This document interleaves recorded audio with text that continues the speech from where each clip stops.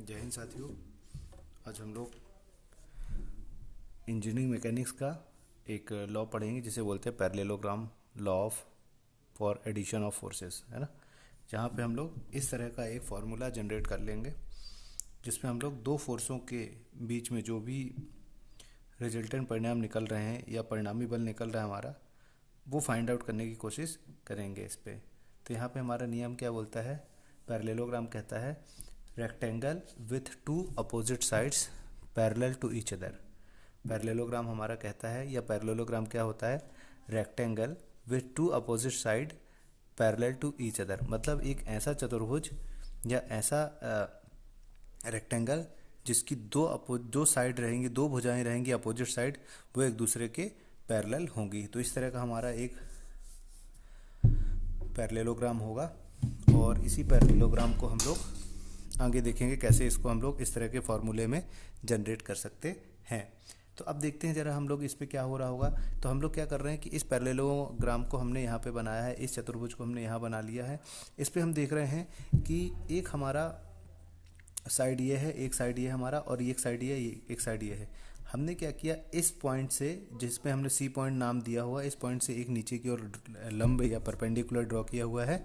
उसके बाद इस जहाँ से वो लंब ड्रॉ हुआ उससे हम लोग ने इस साइड को, ओ ए साइड को हमने यहाँ पे मिला दिया। मतलब हम लोगों ने क्या किया हुआ, ओ ए सी नाम दिया हुआ एक कुछ पॉइंट को, और फिर हमने क्या किया हुआ, इस पैरेललोग्राम में जहाँ पे एक फोर्स F1 लग रहा था, एक फोर्स F2 लग रहा था, इन दोनों फोर्सों के का एक रिजल्टेंट परिणाम निकल रहा था जो इसके डायगोनल से निकल रहा था, उसको हमने मिला दिया और उसको बोल दिया R।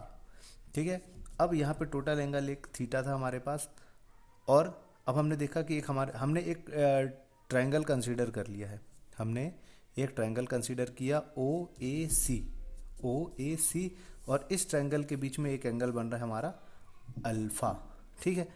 अब हम लोग क्या कर रहे हैं कि यहाँ पे जब हमने ये लंब एक परपेंडिकुलर डाला हुआ है, तो एक ये वाला जो है परपेंडिकुलर, और ये वाला ये जो साइड थी उस साइड के पैरेलली ये साइड है, तो यहाँ पे जितना एंगल बन रहा था वो एंगल यहाँ पे भी बन चुका है।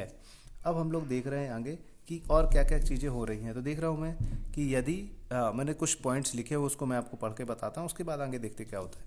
If we are adding F1 and F2 these forces, so we can replace these forces with single force and this single force will be diagonal of the parallelogram. This will be known as the resultant. यदि हम लोग F1 और F2 को add करते हैं तो इनके opposite में एक और फोर्स जनरेट होता है जिसको बोल रहे हैं R, और ये R हमारा क्या है, रिजल्टेंट फोर्स होगा। ठीक है। अब हम लोग आगे देखते हैं, कुछ और चीज़ें जानने की कोशिश करते हैं इसमें कि कैसे क्या हो रहा होगा हम लोग के बीच में।